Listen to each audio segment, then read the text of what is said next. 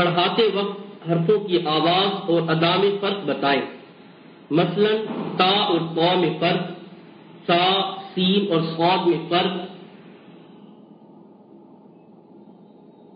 حا اور ہا میں فرق، زال، زا، واو، ضاد اور دال میں فرق، عین اور حمزہ میں فرق، قاف اور کاف میں فرق ہونا لازمی ہے.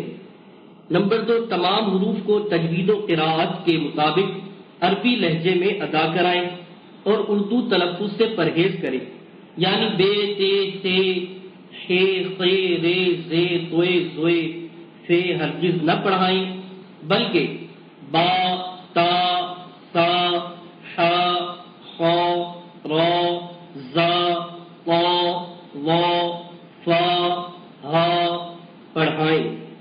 نمبر 3، مفرد حروف ہی میں صحت الفاظی کا خوب خیال رکھا جائے تاکہ آگے بچے کے لیے حرف ادا کرنے میں آسانی ہو. نمبر 4، بچوں کو بتائیں کہ یہ 7 حروف ہمیشہ ہر حالت میں پر یعنی موٹے پڑھے جائیں گے. خا، صاد، ضاد، طا، ظا، غین، قاف، انہیں حروف مستعلیہ کہتے ہیں. نمبر 5، ہونٹوں سے صرف 4 حروف ادا ہوتے ہیں، با، فا، میم، واو. ان کے علاوہ باقی کسی حرف پر ہونٹ نہ ہلنے دیں. ہر سبق کے آغاز میں جو ہدایات دی گئی ہیں ان کا مطالعہ کر کے پھر سبق پڑھائیں. طریقہ تعلیم کا خوب خیال رکھیں. بسم اللہ الرحمن الرحیم. الف، با، تا، سا، جیم، حا، خا، دال، ذال، را، زا،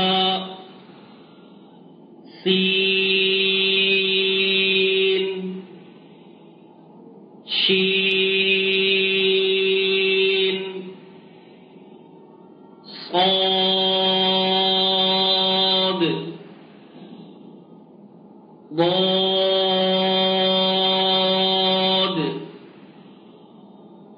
طا، ظا، عین، غین، فا، قاف، کاف، لام، میم، نون، واو، ہا، ہمزہ، یا،